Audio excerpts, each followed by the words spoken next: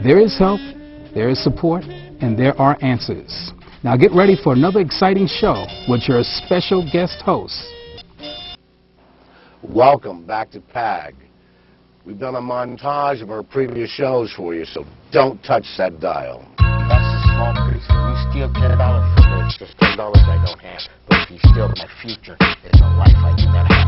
Yes, I'm telling you, the Board of Education public meetings were not open until recently after being arrested for attending, and when the board asked for a restraining order, and they couldn't get it in court, and they couldn't get it in court, then they allowed me to go to... Teachers is not involved in programming. Teachers is involved in education. A society that is corrupt, and a society where there is racism, and a society where there's elitism, when a teacher tries to do the correct thing, they can be focused on negatively. Now, let me get down to the real business. First of all, I'm going to answer this in 3 parts. First thing, they're supposed to be gender equal attorneys for both parents, mother and father, and advocate for what's in the best interest of the children. Welcome to the program.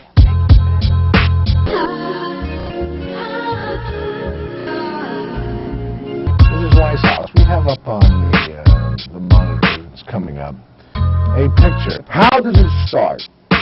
When a case is called in, a child is in neglect, it's called in for a hotline. Oh, Taylor, RN. She wrote a book, The Little Black Book.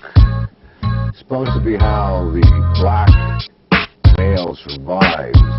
I'm going to ask some questions of him. I'll let her introduce herself, and on the back here it says she was the first black flight attendant. Carol, tell us a little bit about yourself and what inspired you to write this book. Hi, John. It's nice to be here with you. I'm Tyrone Washington. I'm executive producer over at Black Wax, as well as recording producer. So we need to start owning our own record labels, our own music, and that's really the goal of the label. You're telling me that our court systems that are for children are out for money? Are they out for money? Well, I'm not sure if the judges directly have some affiliation with the drug companies, but let's just say that the whole system is put into place to force the children to conform, and there are certain financial benefits for various agencies and schools which are able to drag children into the system. On a case where they're not functioning. But then I would have picked that attorney. No, you would not have. The judge picks that. Then they're not 18B anymore. That's right. They're not 18B. So then I fire them. No, you don't have a choice. I work with internists, I work with biochemists, with specialists in fields, everything from hematology to nephrology. When a person comes to me and tells me that they have this specific health complaint, the first thing I do is say I need to speak with the physician, I need to know what medications you're on, and I speak with them. I also work with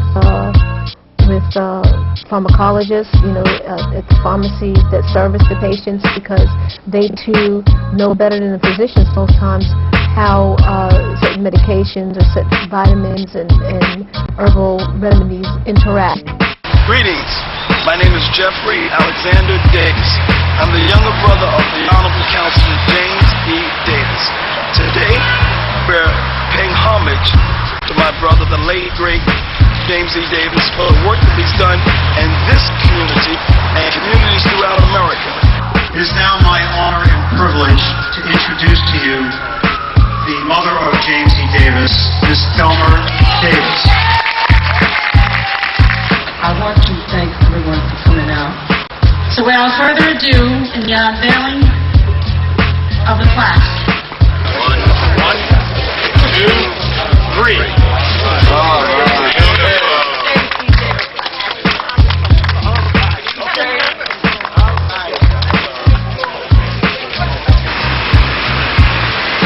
Everybody calm down.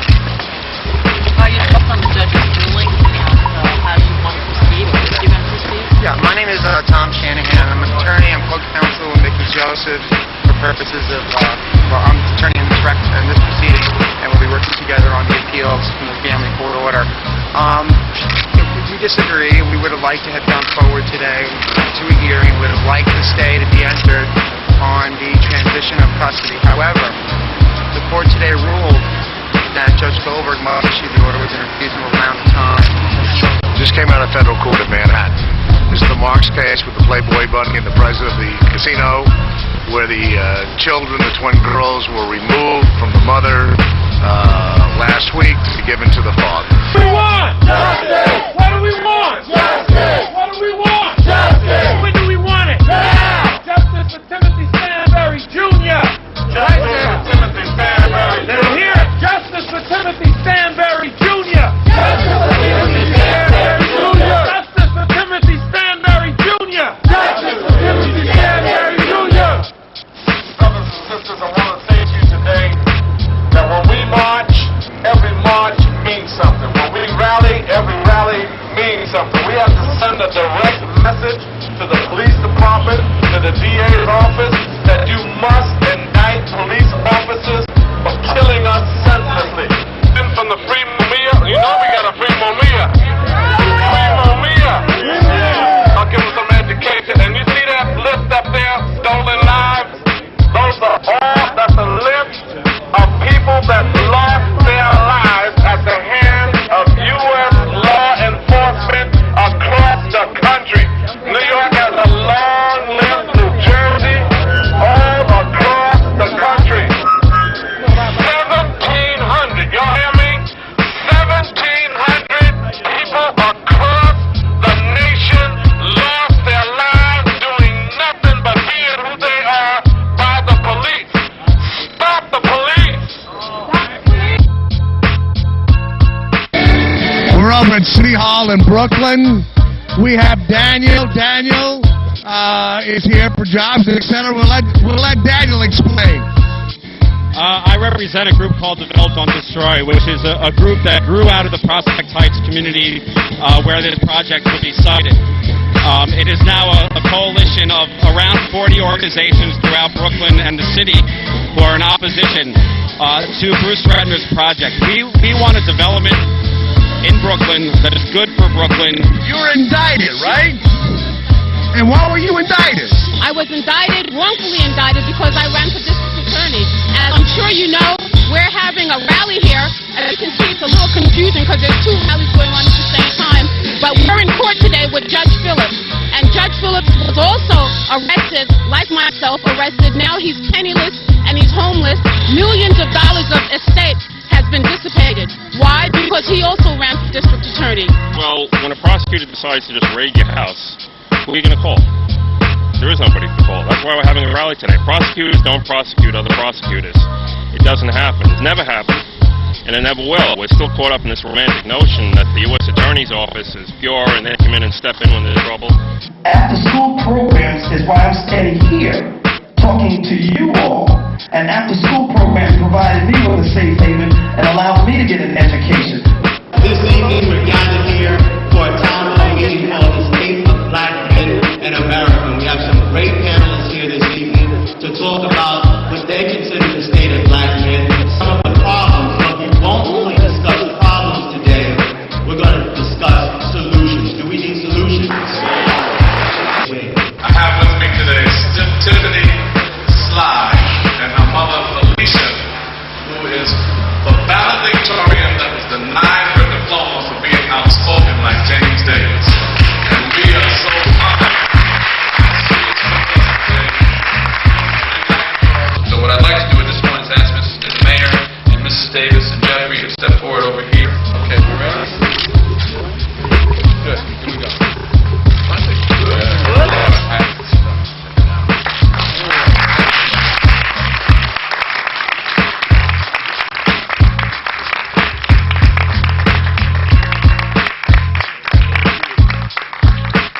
Welcome to another exciting adventure from PAG Magazine. I'm your host, John Middleton. Today, we're going to Albany to cover the independent candidate for President of the United States, Ralph Nader. Ralph Nader here.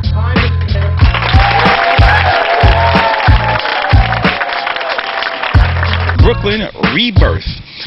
Mr. Jim Stuckey, Mr. James Caldwell, Acorn, Miss Bertha Lewis, James E. Davis Stop Violence Foundation, Jeffrey Davis.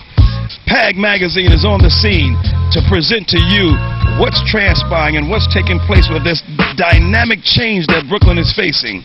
The reason why we're here tonight is to extract as much information as we can, as is available at this time, from the proposal developed. The community boards are co-sponsoring this because we are one community with obviously many voices. Okay, my name is Edward L. Jackson. I live in Kingsview Cooperative, which is right there on the side of the Fort Greene Park, right in front of the projects. The name of those projects is Whitman Ingersoll Projects. Now, there are people in there right now that they're relocating, okay, and they're offering them $800 and a phone bill to get out. Okay, that's it. And they're doing it as we speak right now. Nobody's marching for them. Nobody's saying nothing. Now, these people up here on Atlantic Avenue, me and my wife tried to sell our apartment to move up there. We were redlined. They told us a two-bedroom apartment went for $675,000. Okay? All right. The people who live up in those apartments on Atlantic Avenue have been there for 5 years. The people in the projects, they have been there for 3 and 4 generations. All right? But nobody's backing them. Now, all right, it's a done deal. Welcome back to PAG Magazine. We're here to cover the outrageous remarks that Ms. Jones and her, whatever you want to call them, made on Hot 97. And you can hear how people are outraged on the remarks that were made about the tragedy that happened. Making fun of the tragedy of the tsunami, hundreds of thousands of people had lost their lives and children were homeless and etc. And I just think it's purely outrageous.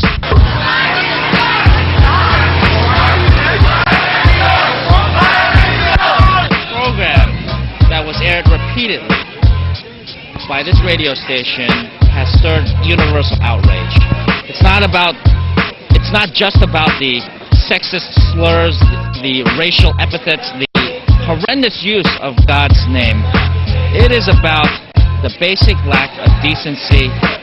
200,000 people died.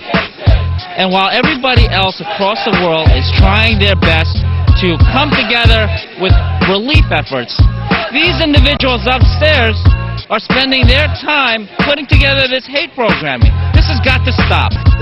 .TV. Be looking for us in your community.